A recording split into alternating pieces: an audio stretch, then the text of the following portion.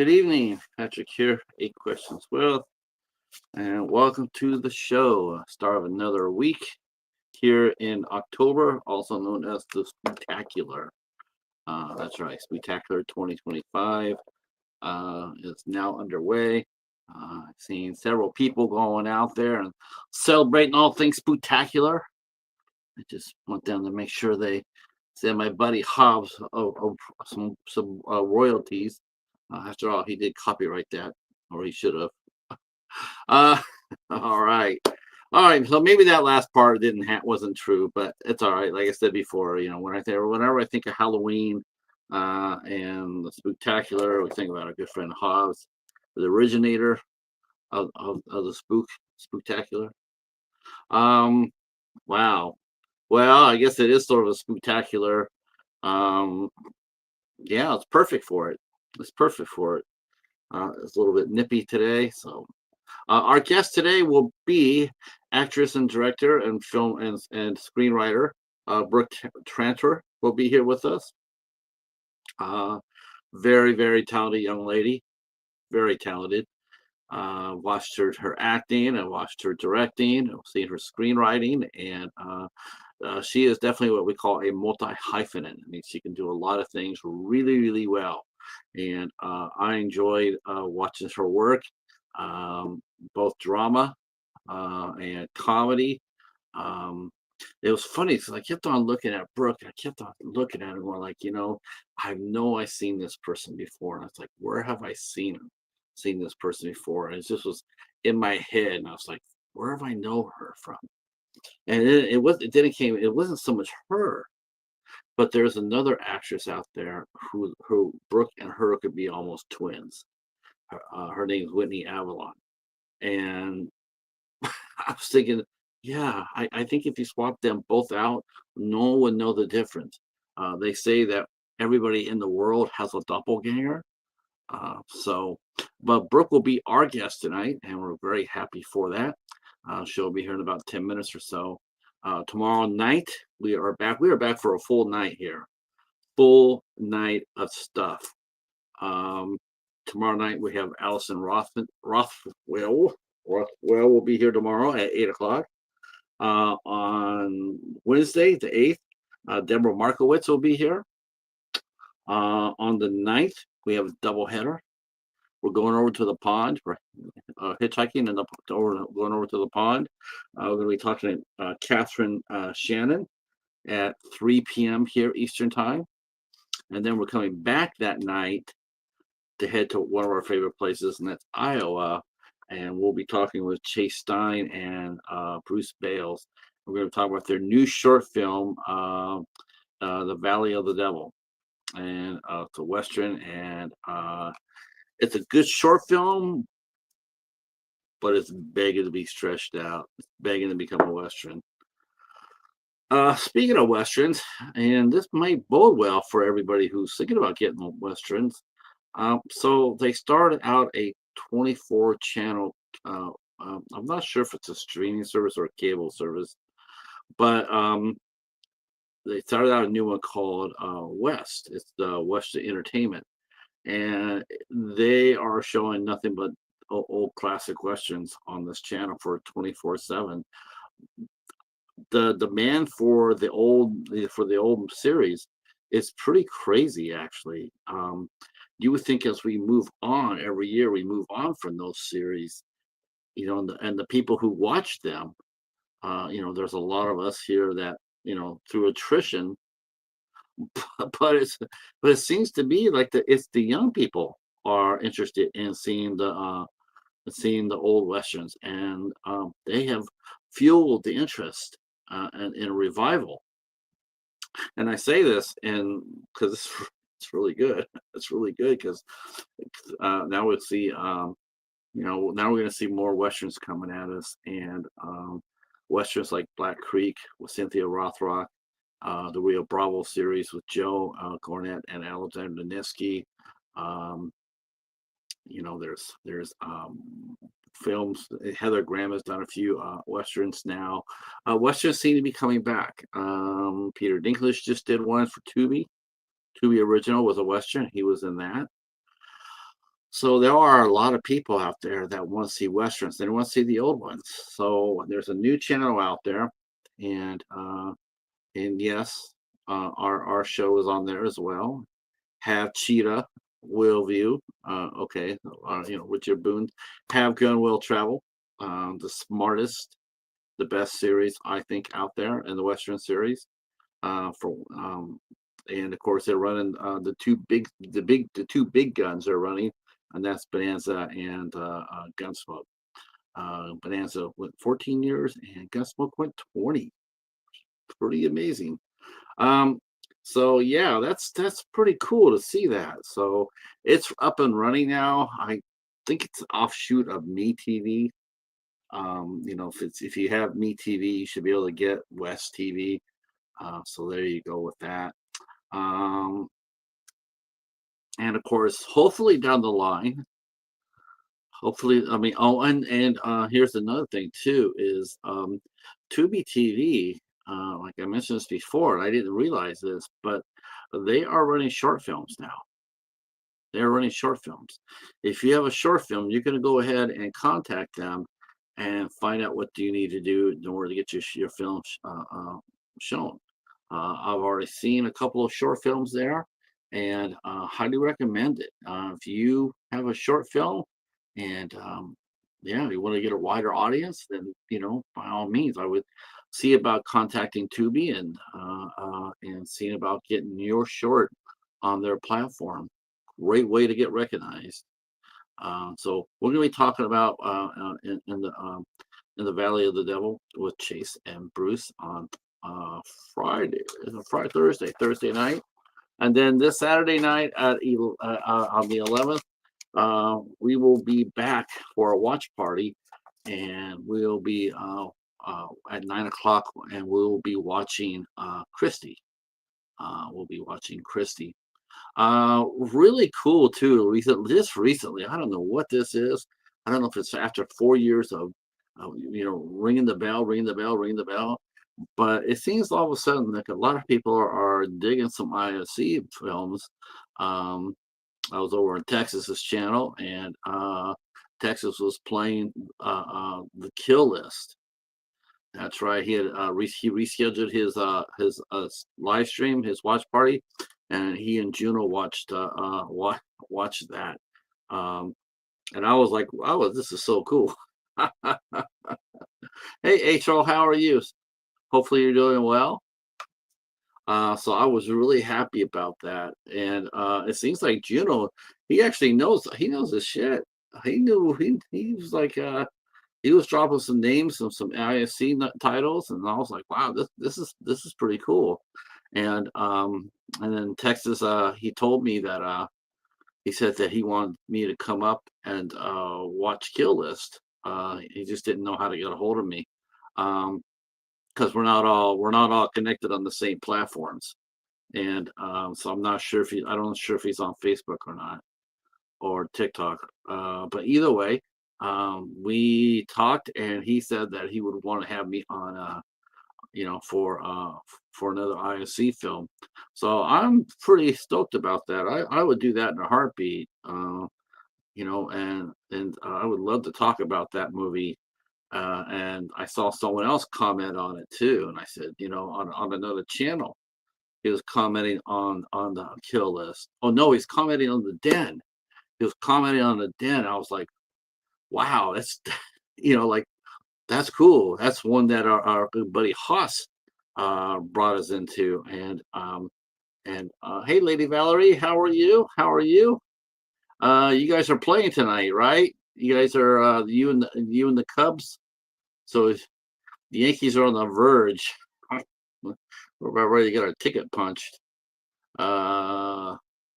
Hopefully you guys can take care of some business for sure. Um, I left the message to my, because I was thinking, gosh, he's watching The Den, which is a terrific movie, but that's a good movie.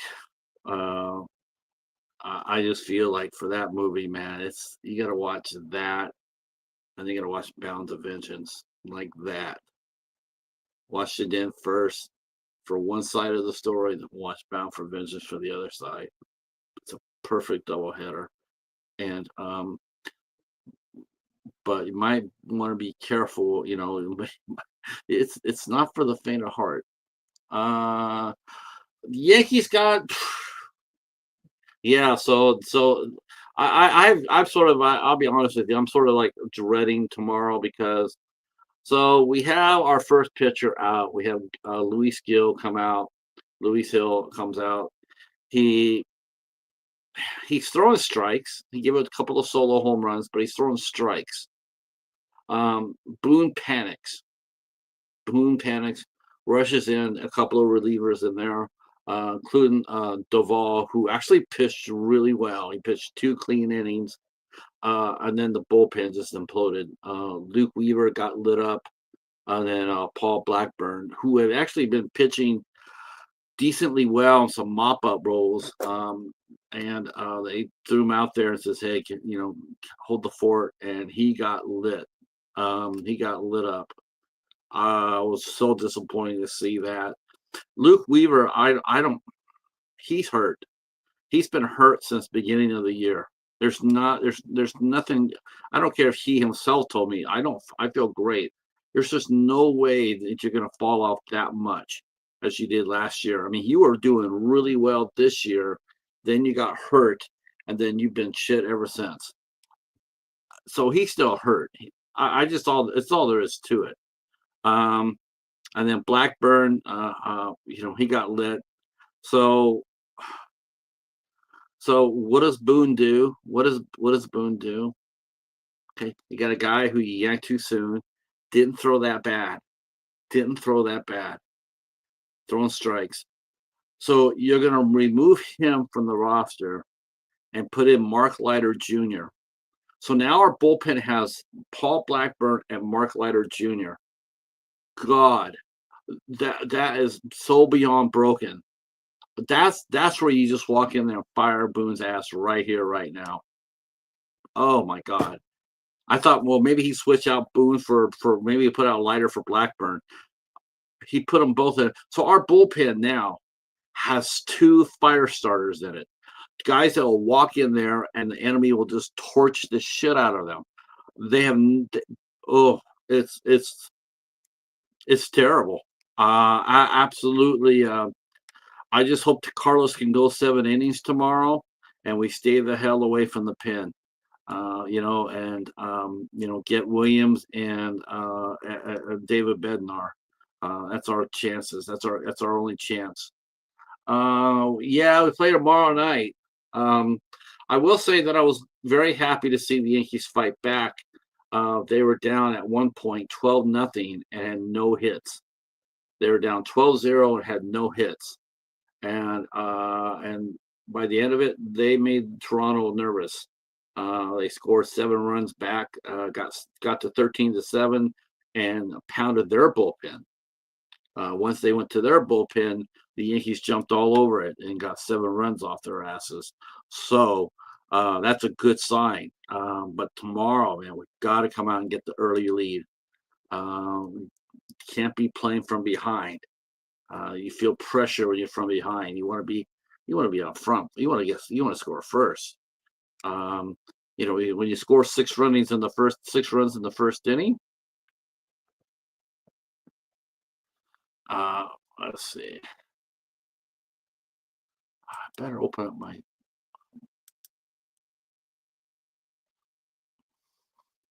Okay. So.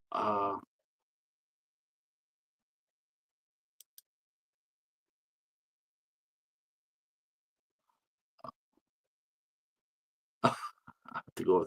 Casey wants to know if I changed his last name. I don't think I did. I just want to open up the Facebook here and let Brooke know that we are here and ready to rock and roll. Tomorrow's nice guest is Allison Rothwell, and she had me change her picture. I used the picture on her page, and she comes back and says, that's an AI picture. Can you use my real picture? And I'm like, sure. not a problem. So yeah, so tomorrow night we have Allison Rothwell will be here. Deborah Markowitz will be here after that. Also, another fine filmmaker.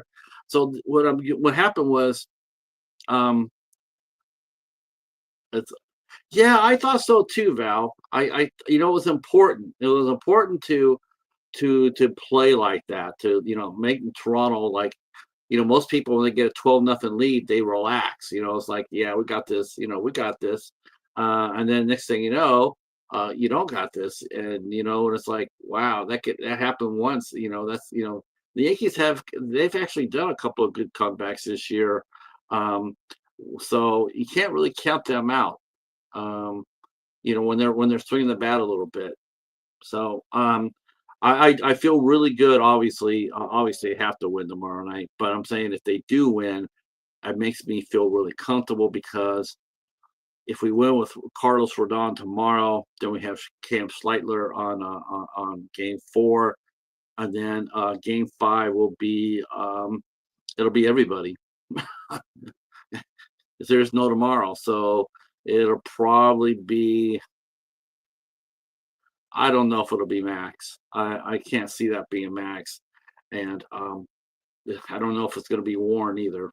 Warren got destroyed too, so I don't know what Boone is going to do. He shouldn't have pulled.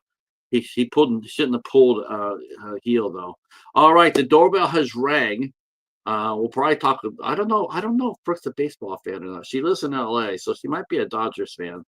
That's okay. We won't boo her too loud. Uh, All right, so please welcome our guest for tonight, actor, director, screenwriter, Brooke Trantor. Hope I'm saying that right.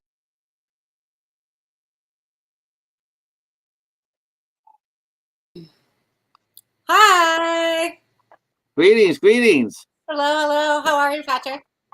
Good, good. Good. Hey, I'm glad you're here.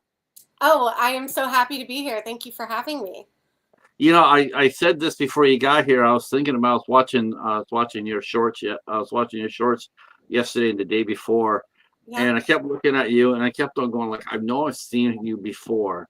Oh, And I'm going like, where do I know her from? Where do I hell do I know her from?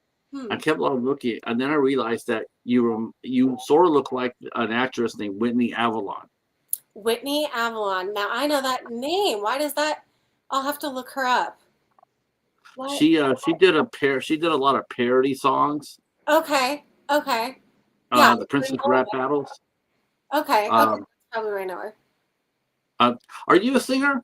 Is that the one thing That was the last lifetime. Yeah, I actually originally went to school for musical theater, so that was the first journey. Yes, I'm a singer. That was my whole family are musicians, very musical. So yes, yes. so you stayed up late because you're a singer? Right. Okay. Yes. Yeah. I'm trying to be hip with the kids, so I thought I'd slide a lyric from Sabrina Carpenter in there. Oh yeah, no, you Uh, got it. You got it. Got it down. oh, Yes. did I got okay? I didn't know who that was. Sabrina? It's funny. It's like no, I didn't know who she was till like maybe a month ago. Oh, okay. Welcome. I was sitting there. Well, the reason I knew is because I was reading the story on in Rolling Stone. Rolling Stone tends to super overhype, right? I mean, they just go. You come out with like I wrote happy birthday. And they'll come out with 50,000 words on why you're the next big thing. Right. Um, Right. and I saw that on a Rolling Stone, like like the next superstar, and I'm like, oh brother, who are they doing this to now? Yeah. And so I was like, oh, Sabrina Carpenter, and I was like, I had no idea who she was. So I came home and I Googled her, and I was like, oh, okay, she's all right.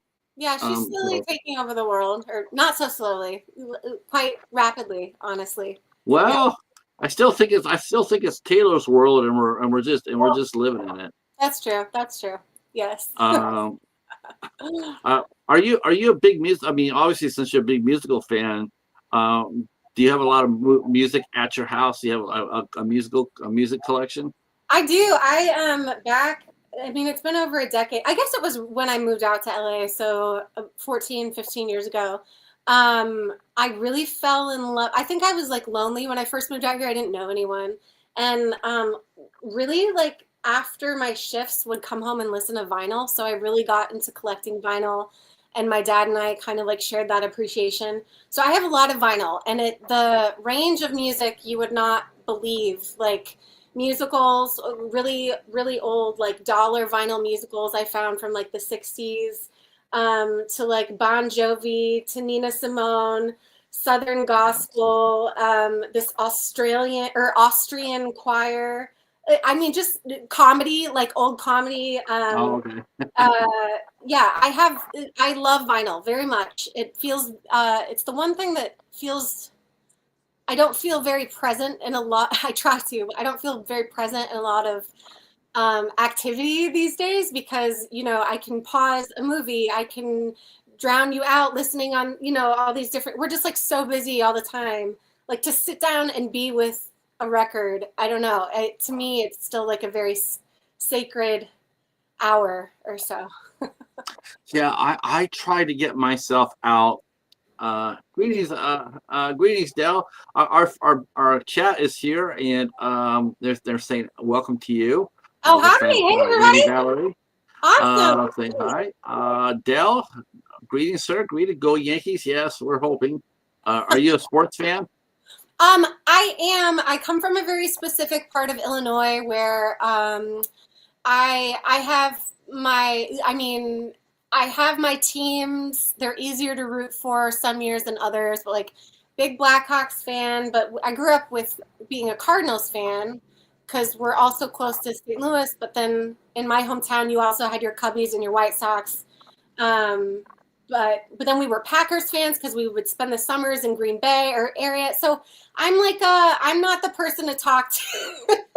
Well, People get mad at me. but you said Packers. That's magic words in this chat here. Oh, I okay, just okay. I can see Lady Valerie's ears just go like this. Ping. Yeah, yeah, Did she say Packers?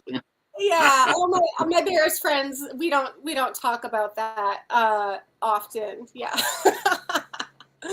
So um, is that yeah, I'm with you though about I'm trying to doing myself better by this. Before it'd be like, you go down and watch TV and then you get, halfway through it and you get restless and you have to take a break and go upstairs and yeah, no, you don't. You can sit there and watch the movie.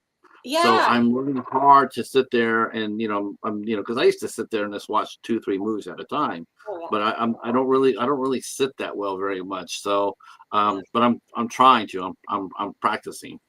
Yes, yeah, me too. I think it is a practice these days. It's like you actively have to think about it too because we're just so our attention spans are so much shorter Yeah. and we're just primed to like be on the move so much. Um, yeah, I even find myself like sitting and trying to watch a film, like not in the theater at home. And I'm like working on my computer. I'm like, what are you doing? What are you doing? Put it away. Right. Yeah, stillness and like being present in the art. I just think I'm also trying to work on as well, Patrick. Yeah. Now, obviously, you've been in theaters where your movies are. In fact, you got your own retrospective coming up this Friday. We'll Yeah. talk about that in a second. Yeah. But you've been in as a filmmaker. You've been in a theater where your movies are being played out. Whether it be a series of short films or feature films. Hmm. Uh, when you sit there and you're sitting there and every director's watching the audience, they want to see the reactions they get. Hmm. How frustrating is it, as a creative to see somebody, sit down and you got a 15-minute short and about 3 minutes into it, someone whips out a phone and starts looking at the phone. Oh no. I just want, No. I just, yeah, No. And maybe it's because like typically when my films are playing, I'm at a film festival typically, so there is like that mutual respect. I think I have not seen that happen, to be honest. The only time I've seen a phone come out like in a film festival is if people are taking a photo, like maybe of their film being played or their name or something up on the big screen.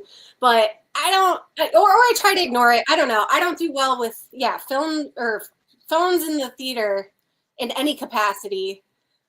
Oh no, I don't do well with that.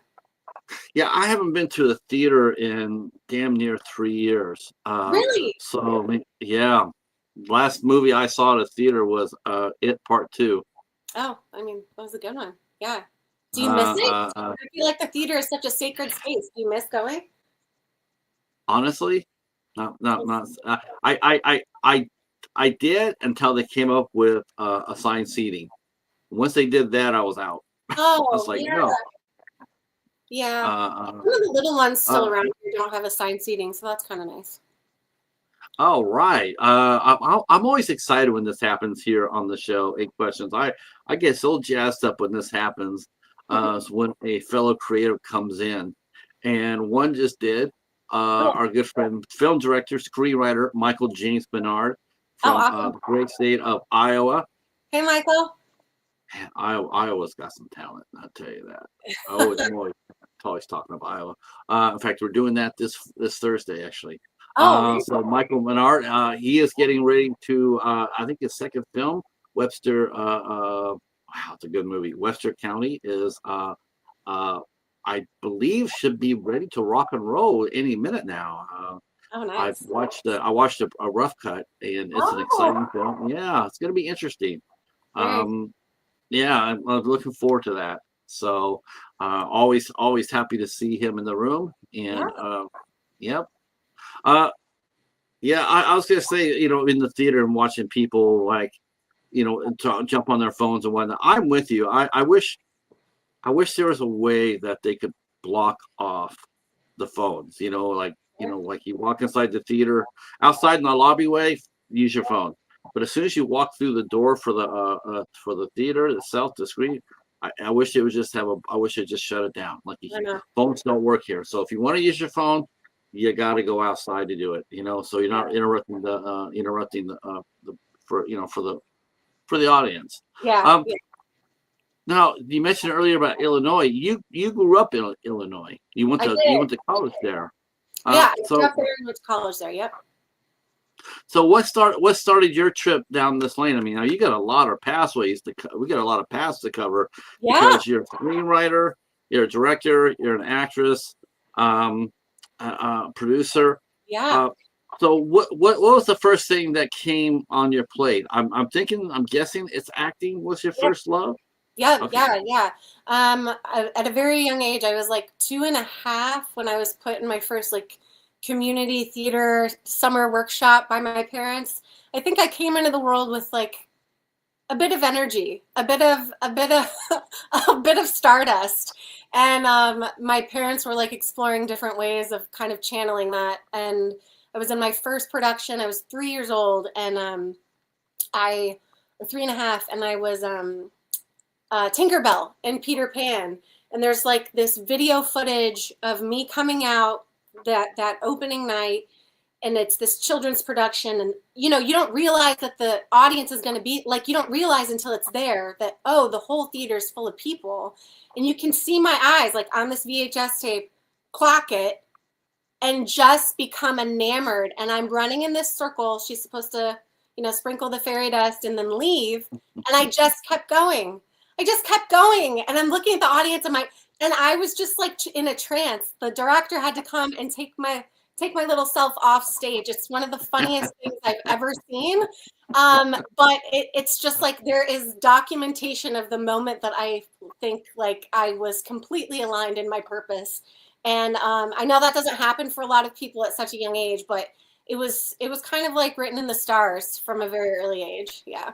Oh, it's amazing. Michael, here are some questions. Yeah. It says, do you find it useful directing actors as being an actor?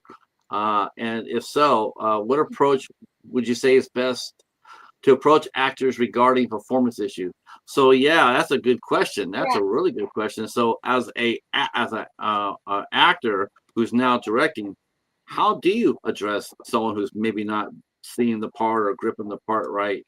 How do you work with that person Yeah. to get them back on the road? Yeah, well, I think the coolest part about all these different hats that I wear now is that they all inform one another.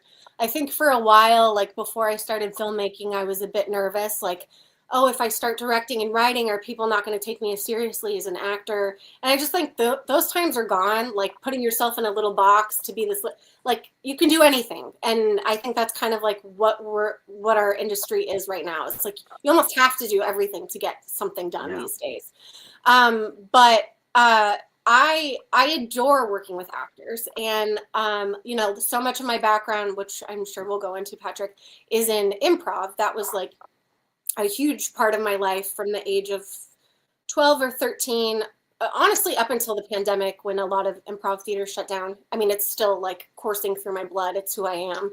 But my favorite way to work through like any kind of, not even, I wouldn't call them troubles, but like connecting dots and through lines with actors is like truly just like improvising through the character, whether that's us having a conversation offset, like in pre-pro. I'm always available to actors. Like I want to do that juicy work that you honestly don't get to do a lot in TV and film. That's more like in the theater, having all that prep time. But because of who I am and my background, like if an actor wants to go there, like, yeah, let's get coffee. Let's talk about the journey. Let's talk about this part of the script that doesn't make sense or we're trying to make sense of together.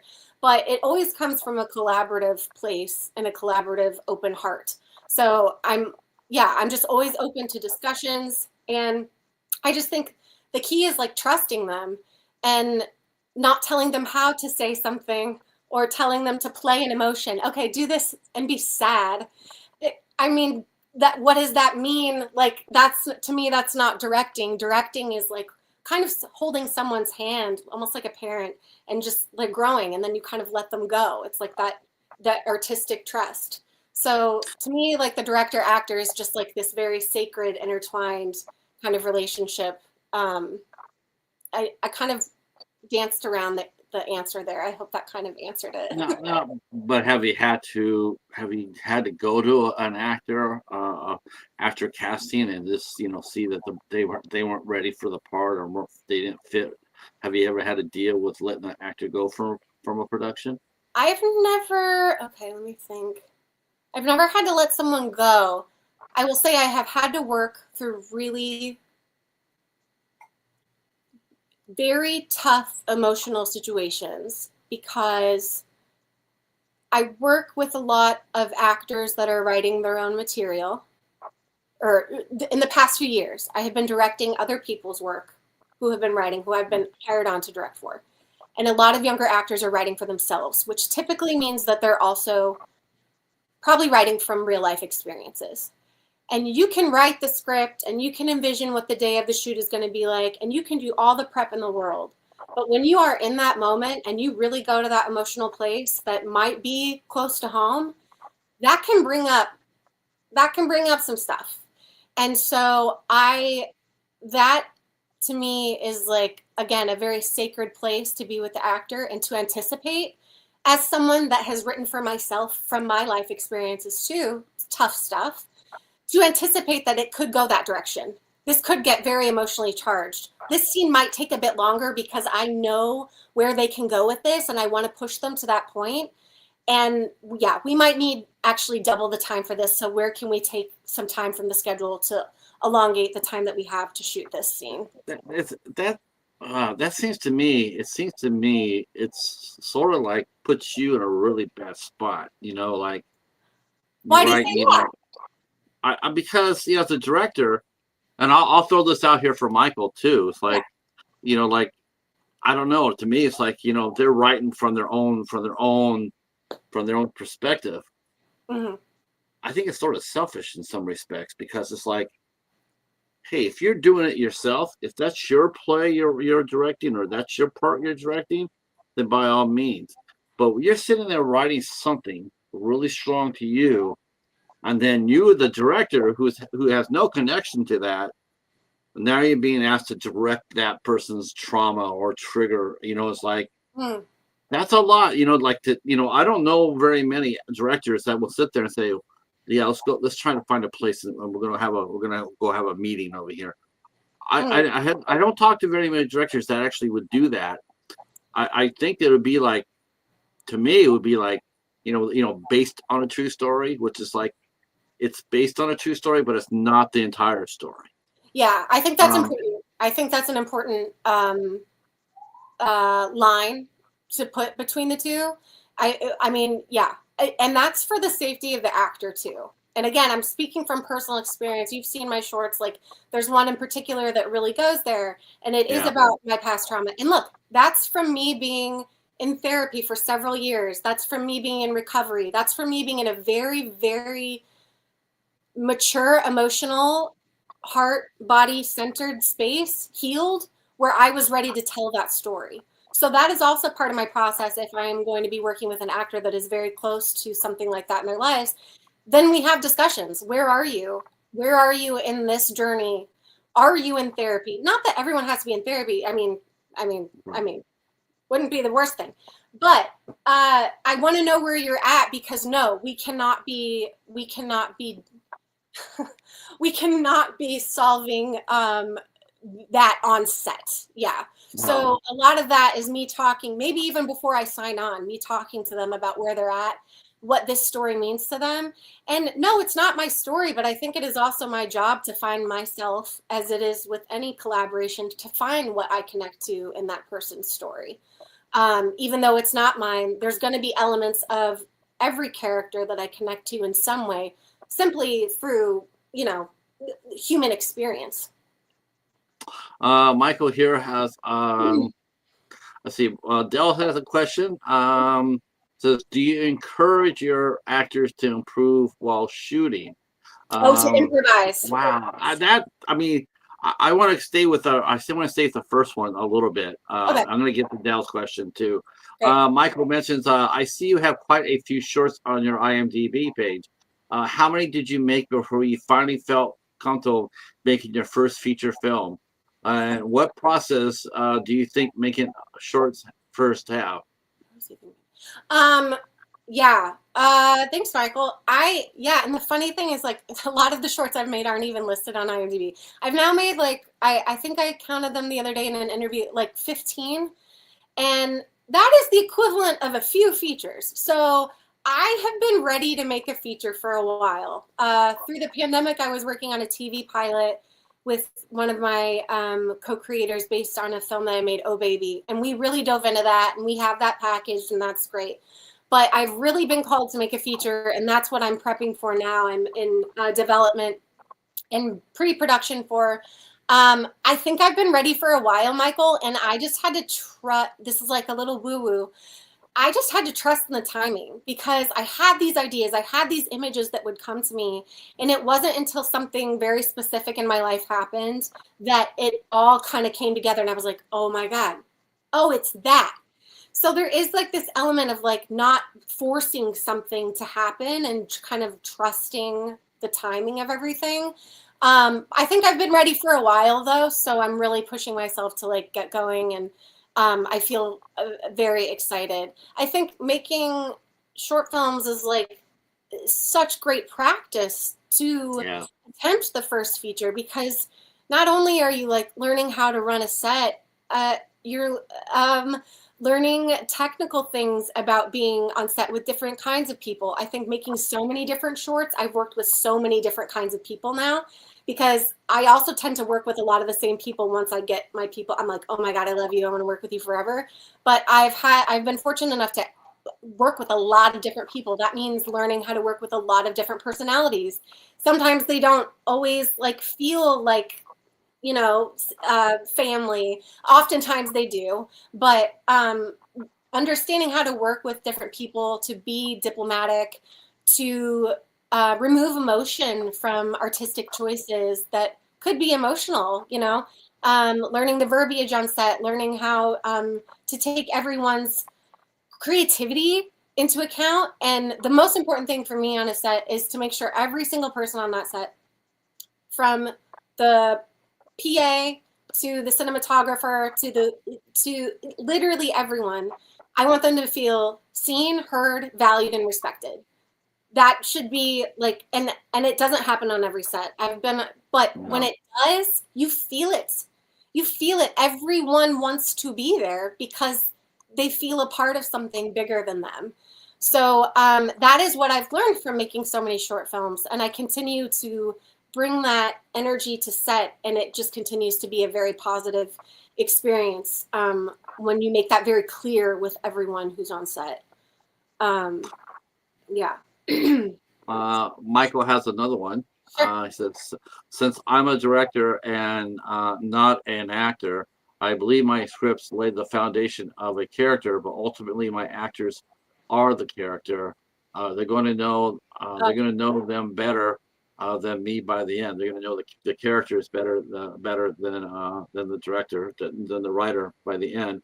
Yeah, I think so too. I mean, Yeah. it's I believe that too. Oh, yeah. I think it's a beautiful thing. I always tell first time filmmakers, and I think I understood this when I was younger, but maybe not. It was my ego. But when you're writing a film, you have this idea, Michael, as a writer, you know this. You see the film, you see it. That's how you write, right? You see it so clearly, and it will never be the film that you wrote. And what I try to say is, it will, and put out there and manifest. It will be even better because we have these ideas of what is going to happen, and it's never going to be that. It will never be that. That's just like the way that filming works. But if you can trust everyone to do their job and for actors to really dive into those characters, it's kind of beautiful to see the way that they flesh them out, what they bring that you didn't even envision in the first place. I mean, it's the most beautiful form of collaboration, I think. Yeah, that's one of my favorite parts. Uh, you mentioned earlier about this is I have to admit that the one short caught me too, brought up some memories too. I, being on the other side of it, being someone who tries to stop it, Right. and is that your most personal film? Yours, yours, Yours or mine? yeah, yours or mine? Yeah, is that your most Yeah, personal I film? would say in the library that is public, public to people to watch. Yes, and that was my directing debut as well. Um, I I knew I wanted to write something about that topic for a long time. That was a part of that disease was a part of my life for a very long time, and it took a lot of healing. And I came to the point where I was ready to write about it and had a friend that was kind of helping me. She had made several shorts. She was a filmmaker. She's like, you got to do this. So I did. And then I asked her to direct it. And I'll never forget her calling me. She's like, sit down. Like, what? Oh, no, you don't want to direct it. Oh, you hate it. What? She's like, no, you have to direct this. You're the only person that can direct this. I was like, no, I can't. Like, I'm going to star in it, which was already a brave move or like a bold move, especially to reenact something that is heavy. I already was like kind of crossing a line. But she encouraged me. She said, I have faith in you. I will be there with you through this. And she was, and she actually ended up editing it. She's an editor as well. But yeah, that would be like the most heavy personal film that I have written to date, I would say. Uh, Dell has a question too. It says, do you encourage your actors to improv while shooting? So, do you do that for short films, or short films, or short films open to that kind of creative freedom, or because they are too short, you tend to just want to go with what's on the script? Well, that depends on who's directing it. And I love improv, and it's my heart and soul. So if you are on a set with me, I can almost definitely tell you that I've probably talked to the first AD and been like, so listen up. Here's who I am. Here's how I work. You're going to need to give me some buffer time.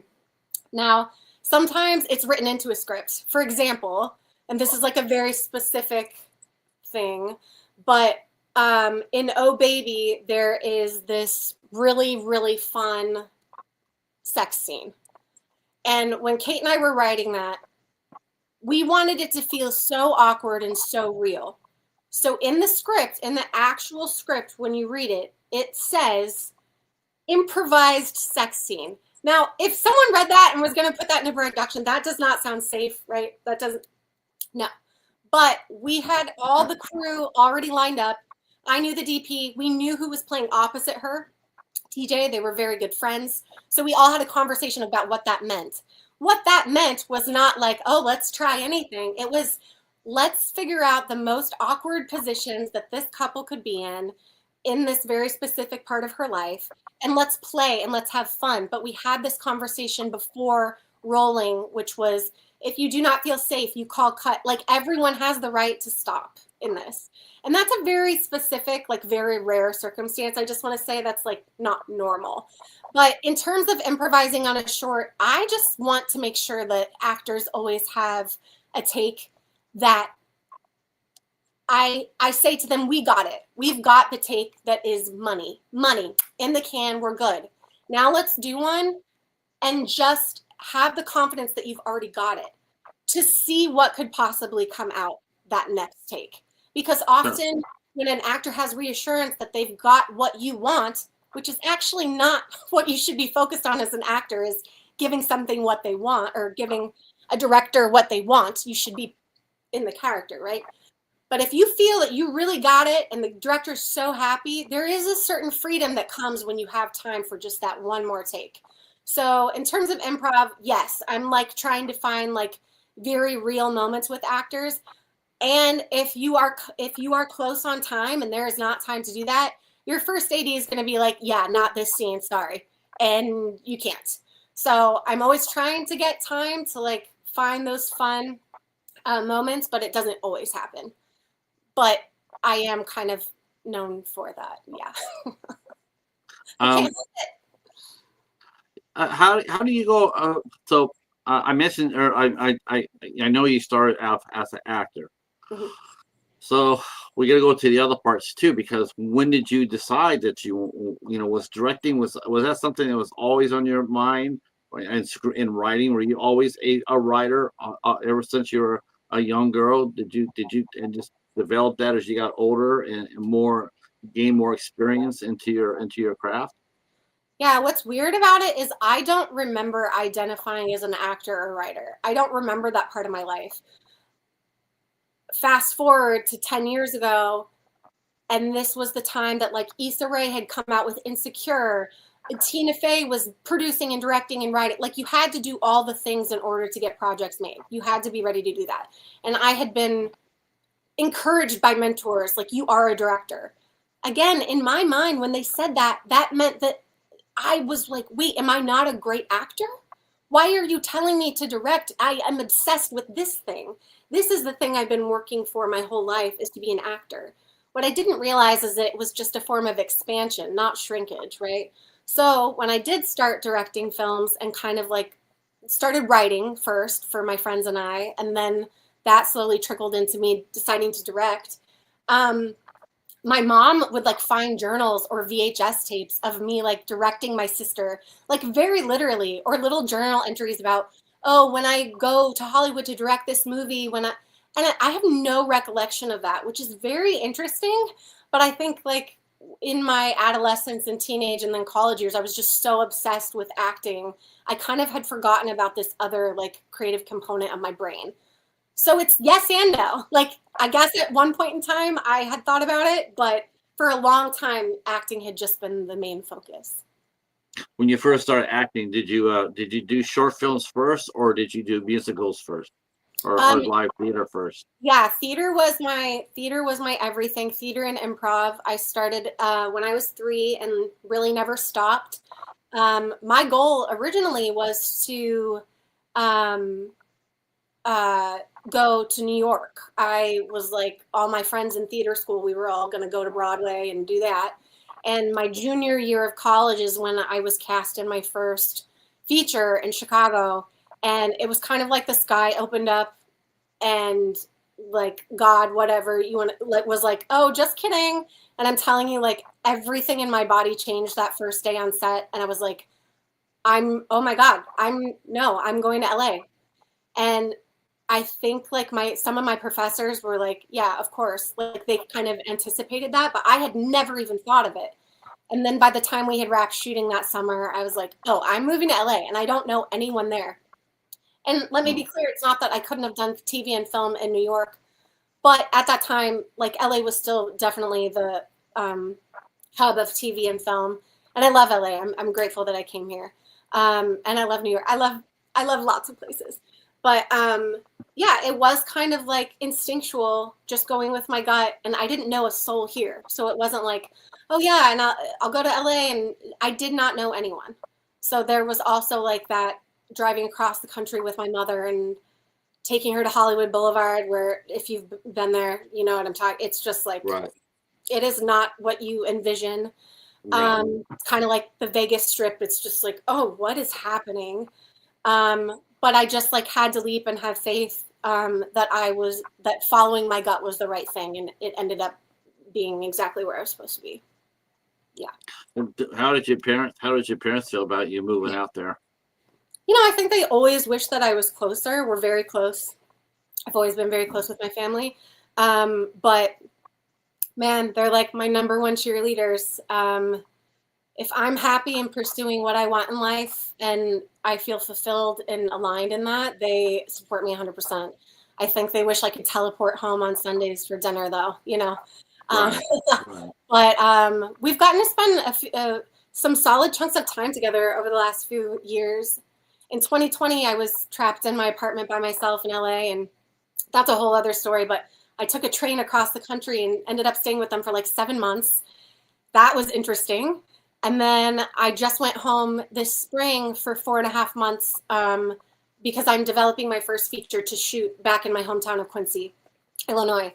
So went back for research and to start writing. And so that was also very interesting, being with them for an elongated amount of time again. Yeah. Well, that's all right. Though. I'm sure they're sure they're glad to have you back. And Oh, yeah. plus, they get a chance to see you. Like a lot of parents, they don't really understand exactly what you do. Like Yeah. what does a director do? What does an actor do? And then Yeah. they get a chance. Maybe they see you on the big screen. Oh, okay, you're acting, but they don't know the process that goes behind it. Movie Yeah. magic, so to speak. Yeah. So you mentioned earlier, when you got to LA, how it was very lonely for you. Do you keep those things too? Like in another part of you, like, and like in case someone else comes out, because I have a feeling you're a pretty nurturing person, from what I've gathered. I Mhm. think it comes out through your films as well and your acting. Um, I mean, and just now, talking about the way you direct. You're very nurturing, and creative. Um, how I mean, with the way Hollywood is going now, it seems like now we have intimacy coordinators and we have psychologists on there. Like in case you get triggered, I just wrote that about my dog and now I'm playing that role. I'm triggered. Um, do you think that? To me, I feel what rip the band-aid off, Mhm. rip it off. Mhm. Rip it off. There's no reason. I don't need a psychiatrist to go over to. I did it. I ripped it off. I did it on my own will. I won't need anybody to hold my hand afterwards. I know what I was doing. Mhm. Um, as far as that goes. Do you think that we're getting? Do you think Hollywood is getting everybody's so sensitive now? Do you think Hollywood actually is too sensitive now? Isn't it okay to feel emotion, to feel that rawness without someone there holding you? It'll be all right.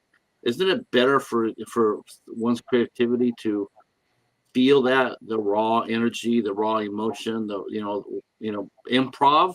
I mean, improv's like you're being asked to expose, you're being asked to show your emotional range as well as your comedic range, Mhm. and that's healthy. Do you think that Hollywood is being a little bit too coddled? You know what? I'm not sure you'll like my answer because it's not black and white. I think I understand the question you're asking. Through my own journey of all the mountains, I will just say that the key to understanding humanity is that we are all so similar, but we do all have wildly different experiences, which means we all have very different ways to go about what we do. So I think if a tool, like one of those roles, I would say those jobs on a set, intimacy coordinator, or if there needs to be a psychologist for certain, or anything like that, if that is a tool that could help someone that might not be ready to rip the Band-Aid in a healthy way for everyone on set, right? Because that's the other thing. It's not just this one person. You know, it affects Right. everyone on set. If a tool could help someone get there in a healthier, more productive way, why not?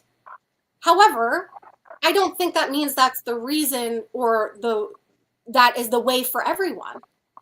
And I think every artist specifically, artists all have their own way of getting there, you know, and we've heard over the years of like crazy stories about method acting or getting so involved in characters that there's not a line between them. You know, everyone's going to have their own process, but I think as long as everyone is safe in that, that is the main goal, at least for me.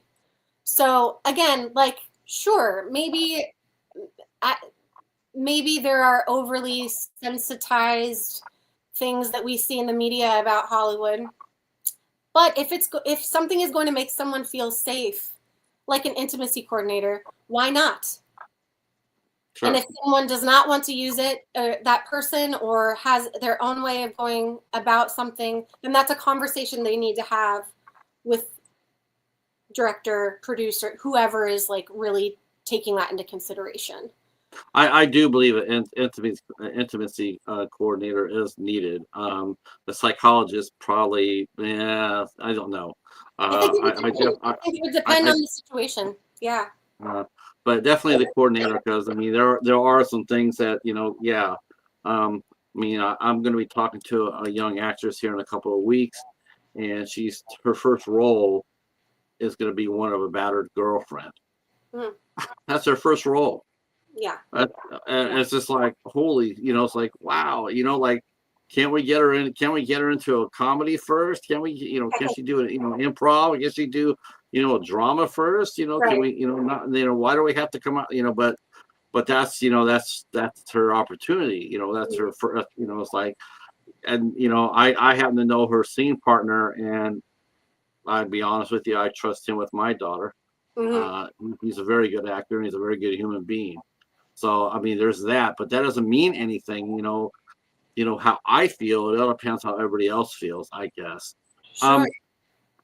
You know, I was like watching that, you know, watching the short, and I had a friend of mine in that position, and I do think it's a daring piece of filmmaking. And even though it was only 8 or 9 minutes, it certainly says a lot.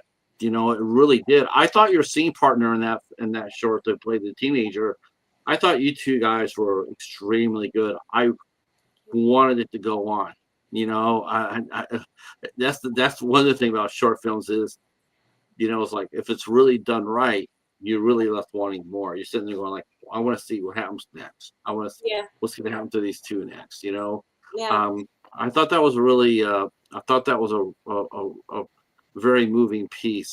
I liked all your films. I liked all the short films that I watched. Thank you. There's some very, very creative and very funny pieces. Move On Arnold had me tears. That was great. Thank you. Now, do you work with? You mentioned earlier about working with a lot of the same actors. So, how did you get your core friends in LA? I mean, how did you go around and start gathering your tribe, so to speak? Yeah. So remember I told you that first week, mom drives out with me.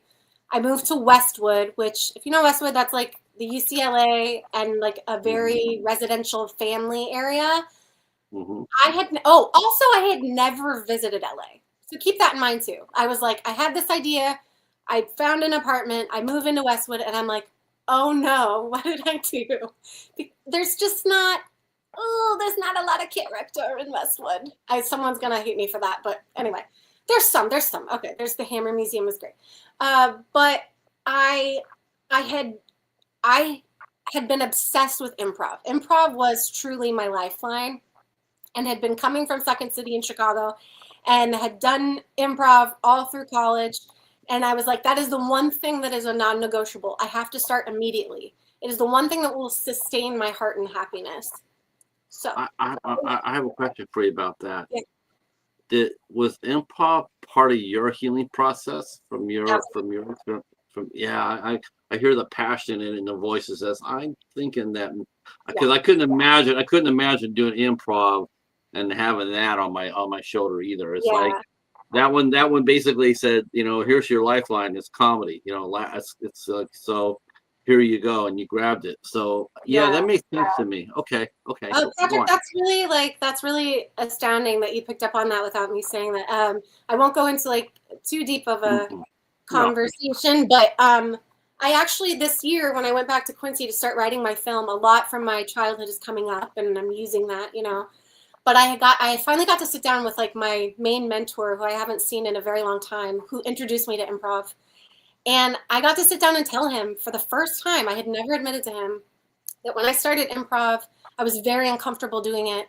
And I'll never forget the first class or session I had, and I was supposed to improvise a monologue about soup. And I had no idea what to say, and I started crying. I had like full blown, like just like total embarrassment. And I was in the throes. I hope I can be honest here, and if I go to, you just tell me. No, But I was in the you're free to throes, go. deepest throes of my eating disorder. I was 13 and nobody knew. I mean, I think my family knew, but nobody at the theater knew. And so I was like, I can't even describe the darkness that I was in. I really can't. It's hard to fathom even now. And they just kept pushing me. They're like, you can do it. All my friends are sitting around. Dominic's like, you can do it. You can do that. Just start talking about Snoop, damn it. Just start. So it's like, and I just started. And by the end of it, I'm crying, and all of them came up and hugged me, and I did it. And I'm telling you, my life changed that day. Mm. And I'll never forget it because it was just, I was never embarrassed again. Now, granted, things happen in life and we get embarrassed, but really it's very hard to embarrass me. It really is because I just fully dove into like being completely open and free. I don't, I mean, I think the human condition is like we all do care what people think of us, but improv changed that for me. I don't really care. I mean, as an actor, I need validation and I want jobs and stuff like that, but improv set me free from like the demons of my world. And it was, yeah, I think that's really, really cool that you picked up on that. That was a very, very special moment in my life. I had a friend who I worked with, and she had that, and my wife and I we tried so hard. God, I can't tell you how many hours I was sitting talking to her, my Mhm. friend. And when I sat there and I saw that short film, and it came back to me, and I'm like, I just thought how well acted it was. It totally was so realism was right there. No over dramatics, no nothing. It was just exactly how it was. And the reaction of the young girl was like, that's the kind of reaction I got too. Um, but I was an adult, so I was able to resist that and Yeah, dig my feet in. But still, it's not fun, you know. And especially so um and Hollywood still has that stigma attached to it, about certain body shapes, certain body sizes. They're still obsessed with that sort of shit. That yeah, still causes people to, it's like you think that would be gone, gone with the wind, like yeah. that's but um so improv, awesome. Did that come before you started making short films, Yeah, or it yep, it came right? Okay, so you had yeah, an idea, because I'm watching the comedy here, like Move On Auto. I thought yep, that was really clever. Uh, definitely could tell you guys are all friends. They have been friends for quite a while. yeah, yeah, Yeah, that was like I felt like this is like somebody's house. These are all these groups that somebody's, especially when someone says, do you want to order food and watch a movie? I'm going like, oh, these guys know each other. Yeah. Yeah. No, those are all my best friends. I made a lot of friends through the improv community and then through acting classes. That group of 6 in Move On Arnold, we were all in the same acting class, and we made that last year. And that was an example of like I try to work in the realm of like different budgets, different sizes of films because I just want to keep creating. So that film was an example of like the 6 of us. It was right after the writers and actors strike. We were just so effing hungry to create and to make each other laugh that Zeke Nicholson, he is one of the stars in it. He wrote it. He's a TV writer. Brilliant script. Had us like peeing our pants reading it, laughing. And so it was like, okay, let's do this. So it was kind of a $0 budget, and $0 budget in Hollywood still means like we probably spent like, I don't know, $1,000 by end of the day with editing and stuff. But my friend Jordan came in and he was the DP and he did the lighting and we all figured out the sound. It was like very much a team effort just to come together and create. And that is not like oh baby, ashes, we all fall down. Much bigger budgets and I would say more stress because you have like this anticipated result. Move On Arnold was like, I want to get together with my best friends and make each other laugh until we cry. And that's what we did. So I'm glad you enjoyed that. Yeah, they're very. Yeah, I talk to a lot of folks here that are outside of Hollywood. I don't talk to that many people actually in Hollywood, from everywhere else. But let me ask you this question. Sure. What's it like trying to fund your project in Los Angeles proper? Is it easier to do in LA than it is, say, in Iowa or say in Georgia or Tennessee? Do you feel like? I don't know. I don't know what the answer is. Look, I'm trying to break the stigma of fundraising, like the artists and funds. There's this big black hole in between, and I am desperately and absolutely determined to make that disappear. It's hard. It's very hard. And that is the reason that people end up leaving. They quit their dreams. They decide to go into other fields. It's so hard. But I know the money's out there because I see it. It seems like you have to do it seems like you have to do a horror film in order to raise money that way, the GoFundMe's or whatnot, Right. the Indiegogos. It seems like it always has to be independent horror films. There's some that have done for a drama film.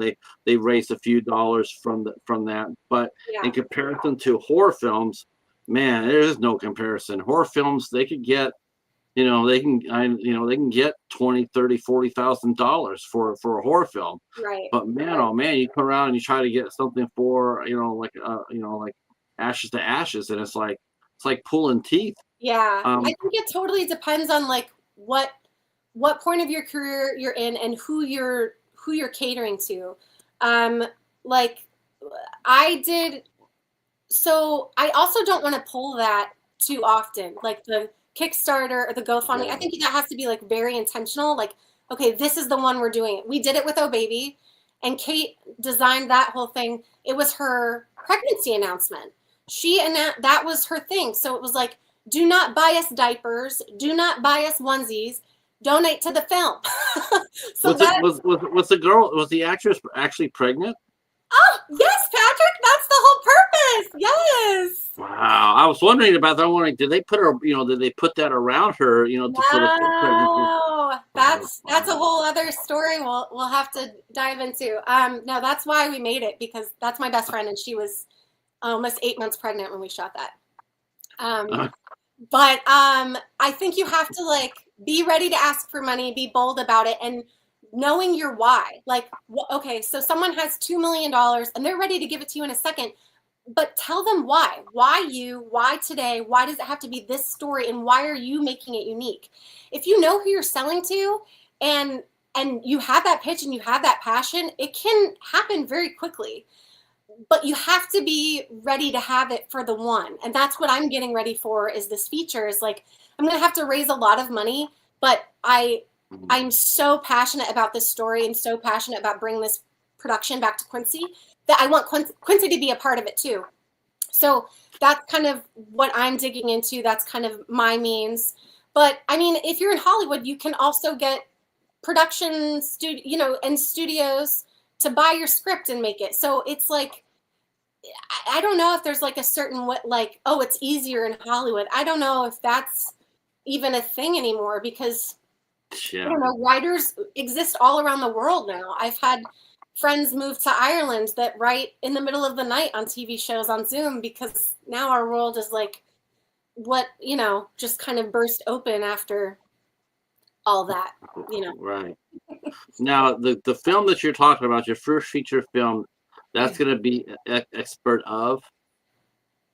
No, it's called Expert of was a TV pilot that I directed.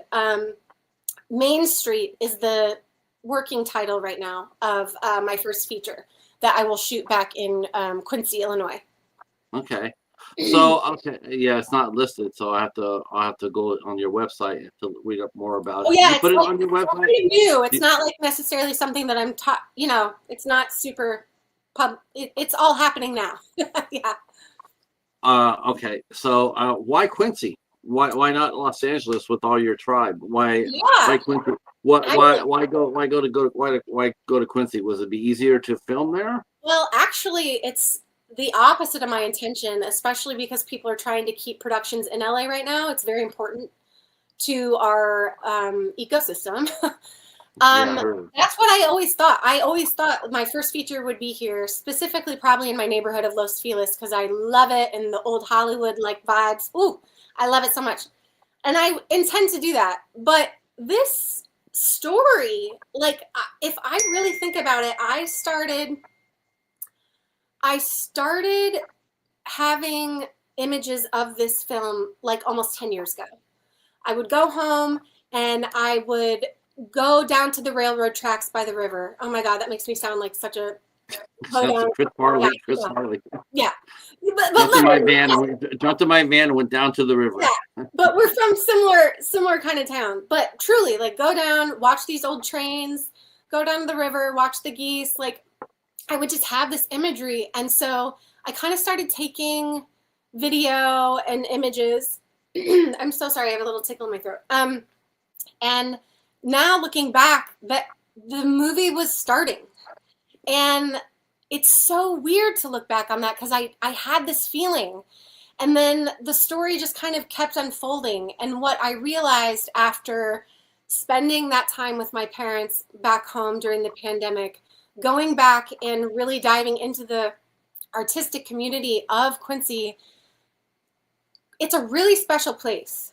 And when I grew up there, all I wanted to do was be here. All I wanted to do was get out of this little town and live my dream, which is, I think, a normal thing for a child to feel. But when I got out into the real world, I realized that I grew up in such a special artistic town. We had access to everything, and everyone did. We were in the orchestra, the band. I was in 3 choirs. We have a symphony, an opera. We have an art museum. We have several historical museums. The history of Quincy is fascinating. Lincoln Douglas debates happened on by our corner theater that was built 120 years ago. There's a house from the Underground Railroad right along the river. Like, there's just, and I don't know what it is, Patrick. I think it's probably just getting older and having more of an awareness of like humanity, but I just have a different perspective of it, and I want to celebrate it. And it will definitely be told from my point of view. You've seen my work. There's going to be comedy, but there's also going to be heart. And it's kind of what I'm calling, like, if you're familiar with these films, it's kind of my Garden State meets Cinema Paradiso. Going back home, what does that look like when life is not perfect? Anywhere you are, but what does it look like going home and facing parts of you from the past? What does that bring up? And what could bring up a lot of comedy, could bring up, some more healing. So I'm just really, really excited, and still intend to like shoot in LA, and I'm looking forward to that. There are a few scenes at the top of the film right now that are in LA, but yeah, for some reason I'm being called back there to shoot this, so that's what's happening. Okay. No, I think Middle America, I think it's a great place to shoot. I mean, like I've said, I am totally enamored of Iowa. Any chance I get to talk to an Iowa, a creative, I'm all over it. In fact, I got one this Thursday. I'm talking to. He made a Yeah. short film, and the gentleman who's his DP also did another movie called Remote, which was excellent. Remote was really good too, Oh, and cool. yeah, I'm all about it. Yeah, Thor Moreno, he's a director from Iowa. Yeah. He made a movie that it's the best movie I've seen this year. When Jack came home, just tremendous. So going back there, I can totally understand it. Now, but again though, does create, like that probably will take you a little bit from your casting comfort zone. Are you going to cast locally for the film? Well, there are certain roles that I think we can. I, having been from like the Chicago area too, I had like I'm already writing my brother in the film. I've already written that for someone, Shane Kenyon. He's my best friend's husband. Big Chicago actor, big Shakespearean actor. And then I have a few like names in mind for my parents in the film. So hopefully it will pull from the Chicago area too and Quincy. But yeah, there might be some casting that happens out here too. Again, a lot of that depends on financing too, and who you can get attached to a script. That's kind of like the chicken and the egg thing right now in Hollywood. Is like you have to have a name attached. You can't get a name attached until you get the money. You can't get the money until you have. It's like, The name attached. yeah. How do you think women are, in your opinion? How do you think women are doing in Hollywood these days? Do you feel like when you have fresh voices, or like Ashlyn Clark or Leah McKendrick? I mean, Mariah Owen. Do you feel like you're in a good position? Do you feel like you can get things done without a glass ceiling over before women always hit the glass ceiling and that would be it. But now it just seems like the group that we're both in. I got over 100. I got over 100 responses for Yeah. my request. Um, Yeah. I was wondering if the women were noticing that too. I was wondering if they noticed how many of their own peers were answering that question. Whereas I think maybe 10 years ago, I would ask that question, I would have got crickets. Oh You yeah. know, Yeah. now look at it, and they're all and they all have something underneath their belt. It's not like I want to do. I want to. I'll talk to you. I don't know what I haven't made a movie yet, but I'll still come talk to you. No, I got a lot of people out there who've done a lot of projects. I Yeah. made a short film. I have 2 shorts and 2 features, and I'm just I screen wrote five movies. 2 got made. There's those women right now. It seems to be, in a sense, really weird, because at a time where they're under attack by our Mm, administration, mm. yet at the same time, creatively, you're flourishing. Mhm. Uh, that's sort of an oxymoron. How do you pay attention to what's going on for the rest? As far as the rest of the world goes, the rest of the country goes. Oh, I don't know Does how you can't. that, Yeah. How does someone not pay attention? how, Yeah. how does that go into your creativity process? You know, with wow, my like just so many thoughts, and thank you for bringing this up. I think for me, I'll speak for me and my upbringing and like where I'm from the Midwest, small town, grew up, grandparents on a farm, like very wholesome, wonderful place. An emotion that I did not grow up expressing or was encouraged to express was anger. Okay. And I try not to like identify emotions as good or bad. We have a spectrum that we're born with, and like that's a beautiful thing to have the capacity to experience all emotion, right? So being in a time where As a woman specifically, I can only speak from my point of view. My body and my existence hold a lot of anger for myself, for my peers, for the world. And it can feel very helpless and hopeless because you're this person in the middle of Los Angeles and you see what's on the news and like, what can I do? I can't do, especially as an empath, like and then you can spiral. So what my friends and I encourage one another to do, and what I am seeing, is that anger is very powerful. It's like a fire. And if channeled the right way, it can be the microcosm for grand, wonderful change. And what I see my peers doing is using this anger in the way that we are aligned in our purpose. So I feel like I'm a storyteller. I was put here to tell stories and help other women tell their stories. So then that's what we're going to do, and we're going to do it at all costs. And we're going to tell what stories you want to tell. And that might make someone uncomfortable because it's not a story that has been told before or has been celebrated or has been allowed to be said. But if that's how you need to channel your story, is by putting it on a screen, I'm gonna help you make that happen. And I think the most wild part about that, Patrick, is that I was raised like in a time where women were really put up against one another, like competitively, like, oh, I like that boy, you like that boy, like very competitive energy. The most beautiful part about today that I have experienced is there is this huge community of women filmmakers, and they are so supportive of one another. When I tell you, like, I get these circles of emails, like I don't know, there's like 20 or so real good friends that are also directors. We kind of were actors and became directors around the same time. Sometimes I'll get scripts like, oh, would you want to direct this? I have you in mind, and I can't do it. And I'll read it and be like, oh my gosh, no, but this is perfect for Megan. Reach out to my friend Megan. I think this is her voice. She would be great. We're building each other up. There's not this like energy of take, mine. We're just realizing how strong we are together and how that is what will make change. And I'll tell you what, like I'm hot talking about it right now. I feel on fire in the best way. And so that is a long-winded answer of No. you can't ignore what's happening. You can't. So Yeah. how do you use your talents and your purpose to fight back?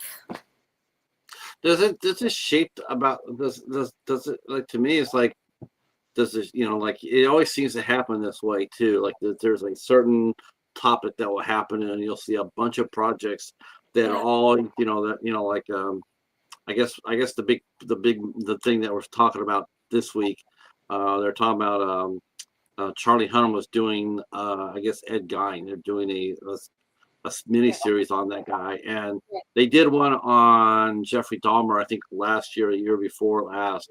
And it seems like people keep coming up there and doing certain things like this, and I'm starting to see backlash against it finally. And that is why people are going like, and these are people that identify with horror films, that are big horror film fans, and they're going like, you know, I'm not really going to cover this because why should I? Why am I going to give any more energy into that? Mm-hmm. It's a history event. It's a historical event. It doesn't need to be covered. It doesn't need to be glorified. It doesn't need, then they're talking about, well, they're only doing these because, the killers were good looking, like Ted Bundy. That's what everybody noticed, Ted Bundy was handsome. It's like, wow. So he gets a get out of jail free card in terms of publicity and screenwriting, because he's, in somebody's opinion, handsome. Mm. I just feel like, wow, that guy caused a lot of damage, hurt a lot of people. Why the hell are we even giving him any energy?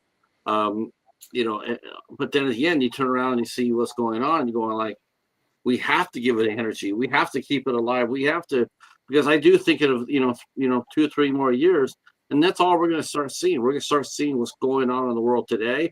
In about 2 or 3 years from now, that's all we're going to be talking about. It's all what's going to be made creatively. Yeah. Yeah, I'm just worried. I'm just worried for a lot of creatives in the sense that man, it's just you just feel like it's coming. You feel like sooner. I mean, it's already happened with Jimmy Kimmel.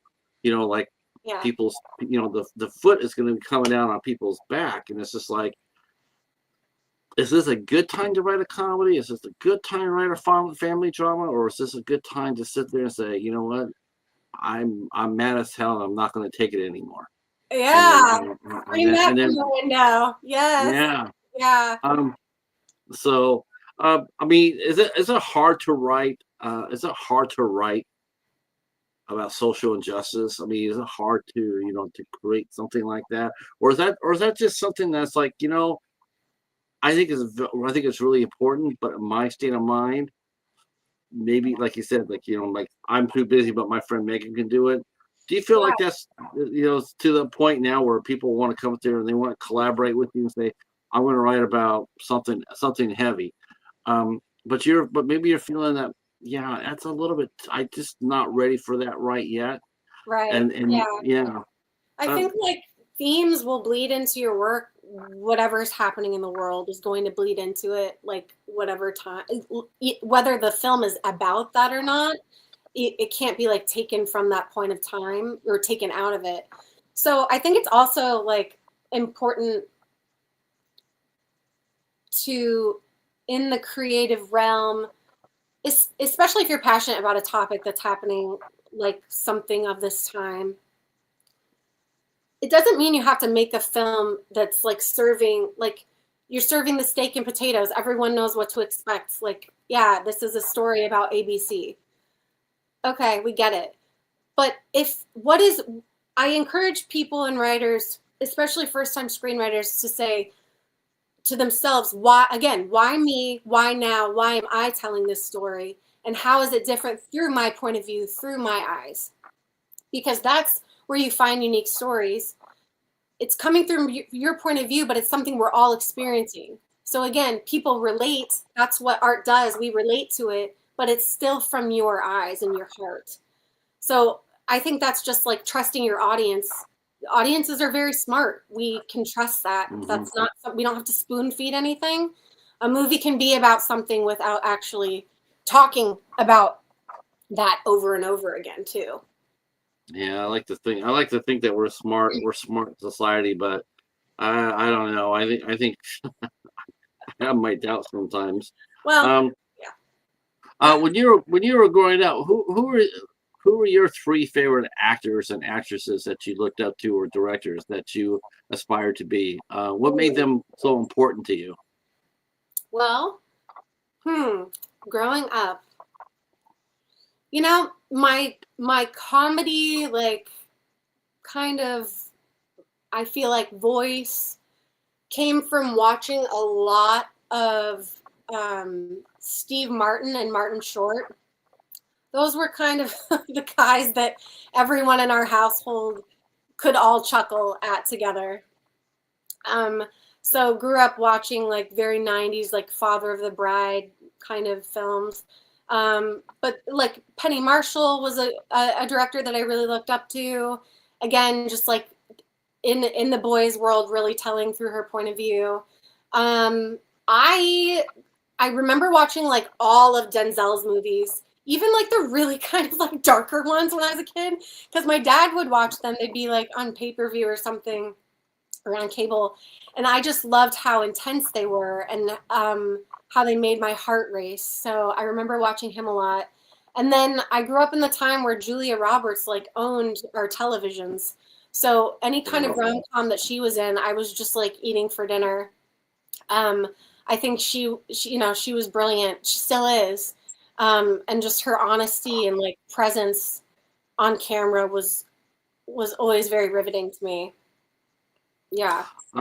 Uh, our another filmmaker has just walked into the chat. Jeff Clark Jr., an award-winning director and also a fine actor in his own right, has walked in, and he has a question for you. He says, "Do you make films for your audience or for you?" It's a great question. There's a book that I've been rereading over and over. Have you read it, Patrick? It's Rick Rubin's book from last year, the Creative Act. Have you read that yet? No, but I definitely know who Rick Rubin was. I worked with a lot of his acts back in the 90s. Yo, you got to read this book. It's amazing. I mean, I finished it and I started again. It's so good.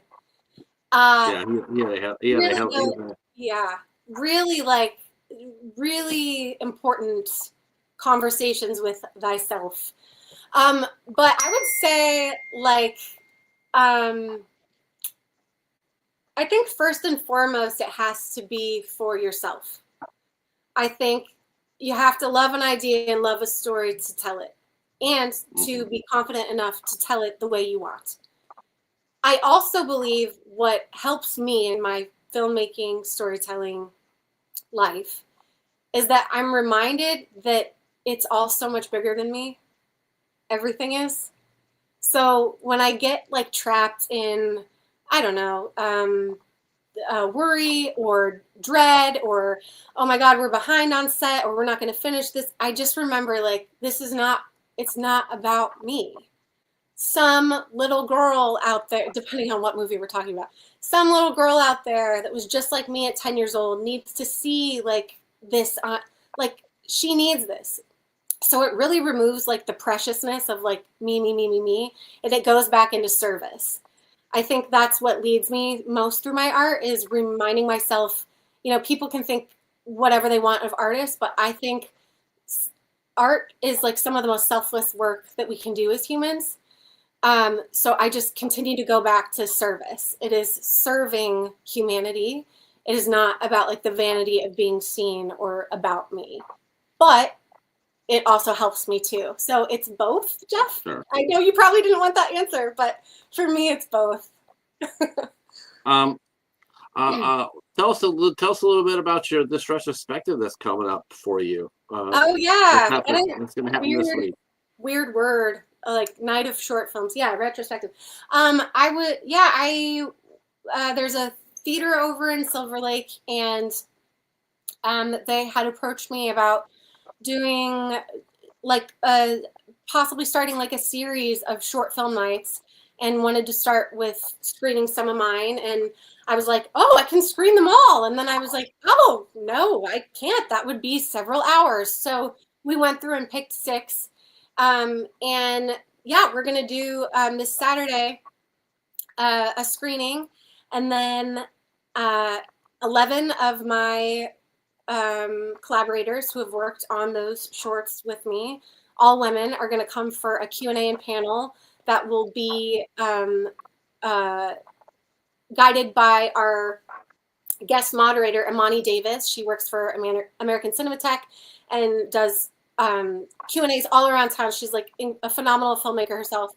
And we're going to talk about the work and what we have been talking about, Patrick, like how we build one another up, how we sustain these careers, and how we are just stronger together. And the smaller the community gets because we get to know one another, I feel like the more powerful we get and the more we get to make because we're supporting one another and building one another up. So it's going to be an open conversation about that. And I just want everyone to feel very inspired and positive after. And then we'll go on the patio and have drinks and talk. And I want all my friends to meet. Like, that's what gets me going, is like when good people are together and just like, yeah. I love that. I love it so much. Yeah, I'm with you. I love the creative energy as well. It's always, like I said, I'll always get tickled when I do a show like this, and then I see like someone like a Michael Menard or Jeff come in, or yourself come in, something like that. And then there's other creatives. I get stoked. It's like there's nothing more I like than putting good talented people together. It's the best. There's an old saying, I love it when a plan comes together. And I just love it when talented people come together. I think it's really cool. I really do. And so I always look forward to it. We have hit our point here. In fact, I get you slightly over. But I want to thank you for coming. God, this went by fast. We'll definitely have to have you come back. Okay, deal. Thank you for coming on to the chat. I want to say thank you for coming on, Jeff and Michael and Dell and Doc Kaiju. All right, Doc, thanks for coming in. Yeah. Lady Valerie was here. Thank you so much for that. I know she's watching the baseball game. I knew we wouldn't have her for the whole show because she's a big Brewers fan. So Oh, okay. right, Got it. yeah, so I understand that. I just want to thank everybody else who came in. Dell on Movies came in. Thank you so much. Thank you so much for your time, Brooke. I look forward to doing this again, and good luck on Friday. I will definitely be staying in touch, and hopefully it sells out. Yes, thank you so much. I would love for that to happen. Yeah, yeah, Uh, fingers crossed. Tomorrow night we'll be back here. Jeff says he added you to his Instagram, so Oh, that is perfect. amazing. Okay. Awesome. I'll look for you. Awesome. Very cool. And thanks for all the Uh, awesome questions, everybody. We also have Brooke's personal website down below, all her links, and her IMDb page, so you can keep up with what's coming up. Her personal website is also on there as well. So there's a lot of ways to connect with Brooke. All right, I want you to stay right where you're at, young lady, and to everybody else, thank you so much. We'll be back here tomorrow night with Allison Rothwell at 8 o'clock. Allison Rothwell will be here, and well, we'll look at her body of work and her career, and see how she sees things. That's one thing that I love about this show. There's always, you can ask the same question, but you'll never get the same answer. Yeah. All right, everybody, that's it for us. We'll see you tomorrow night at 8 o'clock. Talk to you then. Be safe. Peace.